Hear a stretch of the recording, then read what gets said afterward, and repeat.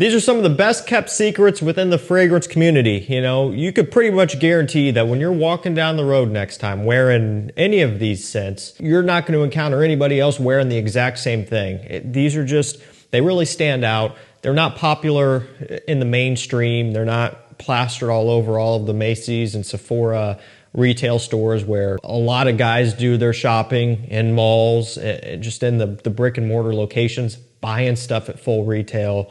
And even on the websites of the retailers, you're not really going to be seeing any of these either.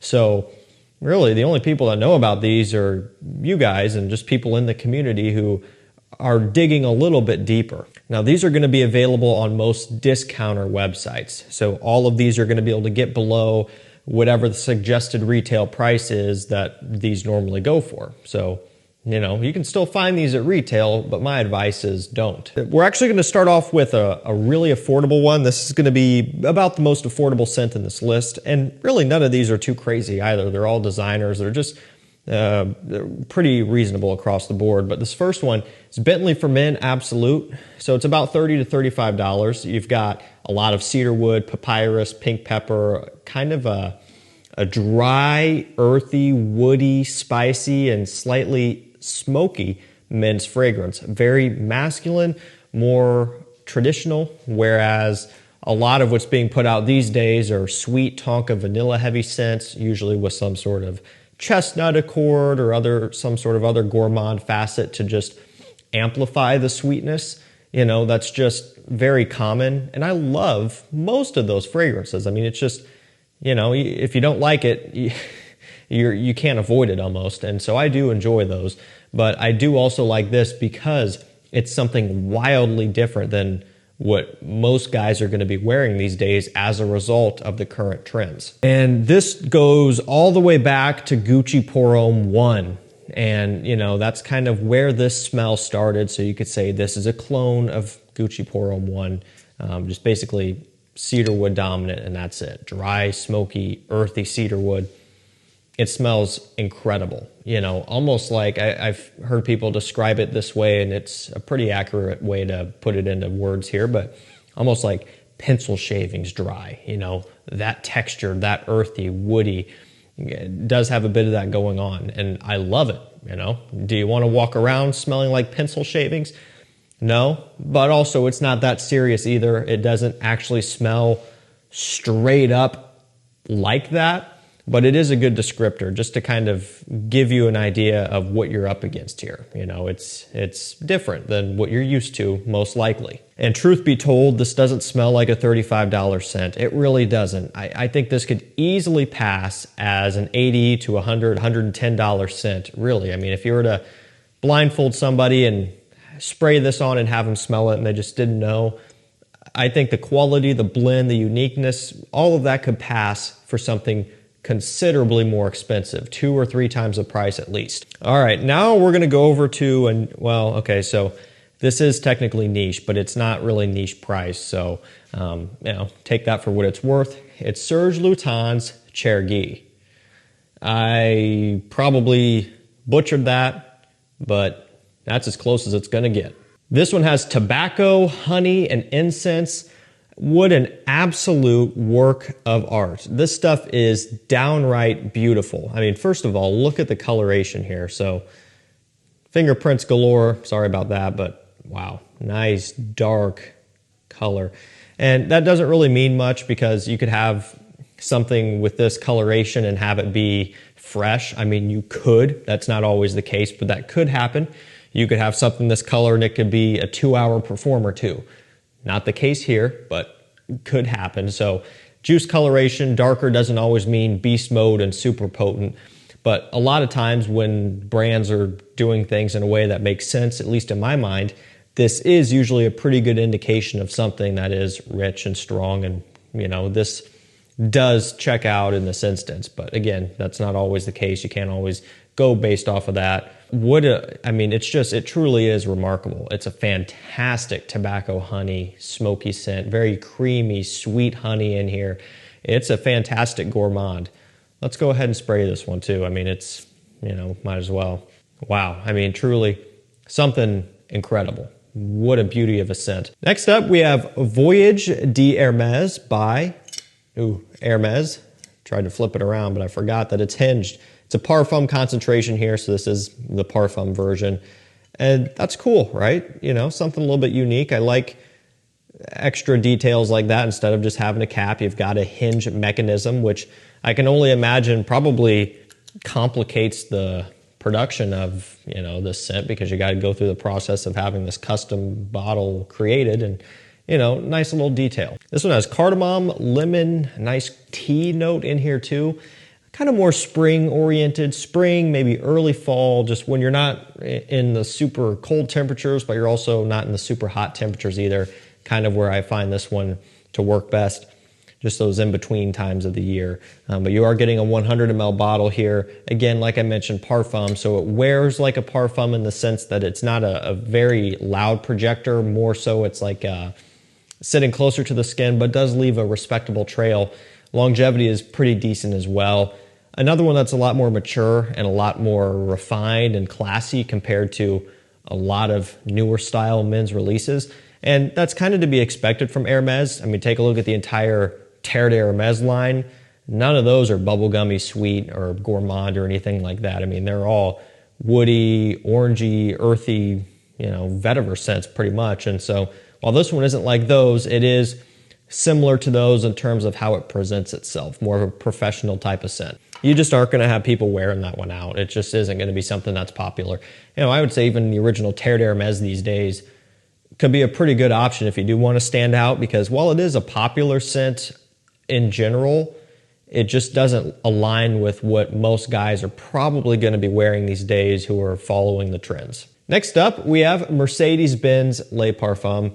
Love this scent. Love the bottle too. It might not show very well, but from here down is just pure glass, okay? And so it really adds to the weight of the bottle. It's heavy, considerably heavy. Like when you pick this up compared to the Bentley or most other even more expensive designer brands, fragrances out there, I mean, it's got some weight to it. Even just the entire glass bottle itself is considerable. It's going to be an affordable one, 40 bucks or so, maybe 45. Not something you hear about all the time. It's got oud, violet leaf, and amber. Kind of a weird combination, oud with violet leaf. You know, typically you see oud with maybe a rose or a lot of other sweet notes, but that's why I like it here in this instance, because it does have a nice fresh balance. Violet leaf and oud are both, I don't know, they're very recognizable. Like you almost always pick up on oud in a scent because it's so distinct. You almost always pick up on violet leaf as well because it just has this unique smell about it that you can't miss. Just this kind of ozonic, violet, leafy, bluish, purplish type of smell to it, which sounds weird, but when I think of the smell of violet leaf, I think of like the color purple for some reason. I don't know why, but when you smell it, you know it. And so this just kind of is a very distinctive scent with balance. So it could be spring, could be fall, maybe early winter, better options for summer, better options for cold winter days, but you know, good amount of versatility out of this one. Most people aren't going to know anything about it. Carolina Herrera Mystery Tobacco. So kind of like a mixture of red tobacco and PDM Carlisle. Carlisle isn't inherently a tobacco scent, but it does kind of have a little bit of a resemblance to something like this, just with some of the other notes that they're using and the type of woods that they're using and this patchouli note. That's kind of going on in here, and you get some of that in red tobacco as well. And so the way I look at it is red tobacco is going to be the most intense, okay? It's going to have quite a bit of oud along with a very rich red pipe tobacco. This is going to be in the middle. Carlisle is going to be on the other end of just being a little bit more creamy, smooth, and wearable. And so this just kind of is the best of both worlds to some extent. So it is a designer, but it is going to be quite a bit more expensive than usual and is the most expensive scent in this video. So this is one that just goes a little bit above, but I think if you're in the market for a really solid just tobacco scent with great performance, this is going to be one that you should highly consider. You're looking at around mid $200 range here. So, you know, pricey stuff. Great quality presentation, custom presentation too. It's not just a stock bottle. I haven't really seen any other bottles like this. Heavy, nice magnetic cap. Scent itself has phenomenal quality and really good performance. Okay, now we're gonna go over to Bottega Veneta Illusion. This one's got orange, lemon, cedarwood coming in at a 90 ml eau de toilette. Kind of interesting, the cap, it's not gonna show up on camera, but it does have a slight, almost wood grain look to it a little bit, or some sort of detailing that's very minor. It's hard to see in person. And then just has a gaping hole in the cap right there in the top. So that's your atomizer button right in there. You can see, so kind of weird, you know, cool little detail, I suppose. As far as the scent goes, it's pretty simple in theory, you know, just when you smell it, it's not something that's crazy, you know, mind-blowing, but that's kind of what I like about it. And even though it is simple, it's still different than most others out there. It's not your usual spring or summer scent that you've smelled a million times. It's a really nice, easygoing, but yet intriguing blend of just cedarwood here, some fruits and citruses over here, but primarily a pretty good focus on the woody notes here to give it a nice masculine base. I think you're looking at about $70 or so for that one.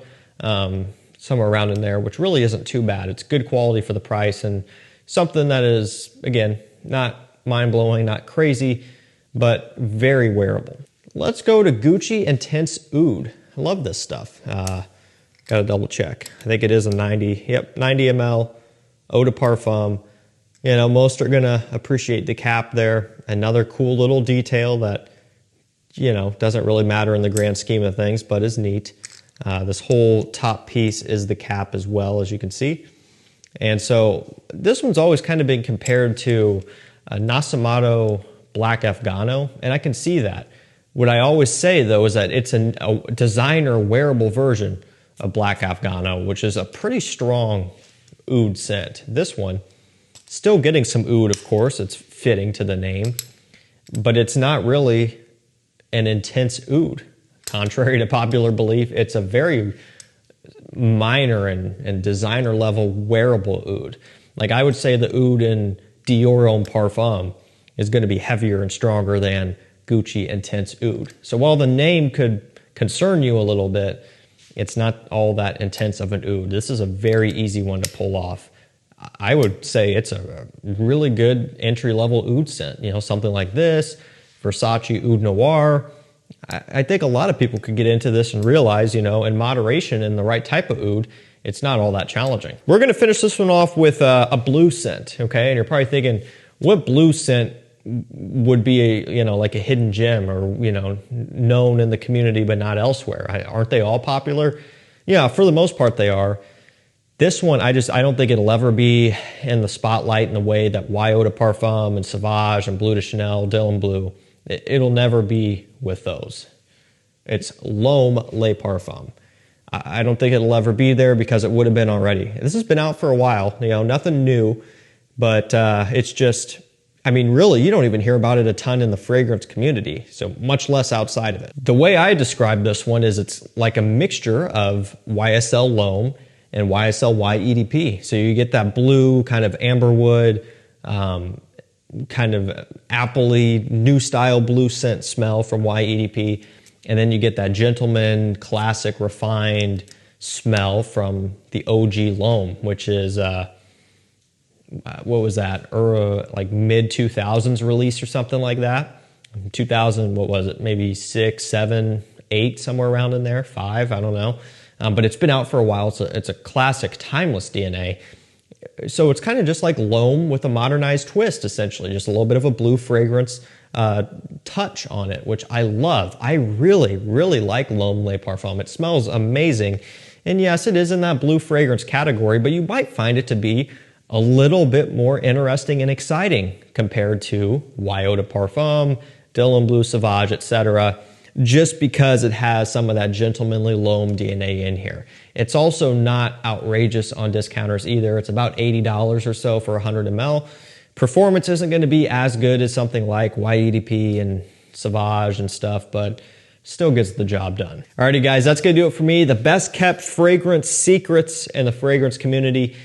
most people aren't going to be wearing these, but a lot of people in the community, or at least ones who've been around a little bit, you might know of some of these, and there's some hidden gems here, some real good secret weapons. So I'll link all these down below to discounters. Now, if you're looking to try before you buy, we don't have any of these fragrances on our website, so that's very helpful, I'm sure. But if you are looking to try anything else, decantcenter.com, we've got designer, we've got niche, we're constantly adding to it as often as we can. So at some point, you'll see some of these trickle on there where they make sense. Again, these are just a little bit more specific.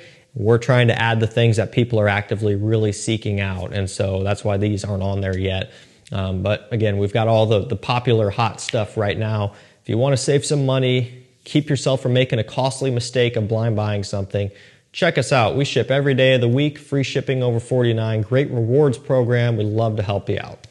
Thank you guys so much for watching. Stay safe, stay healthy. We'll see you tomorrow with another one. Take care.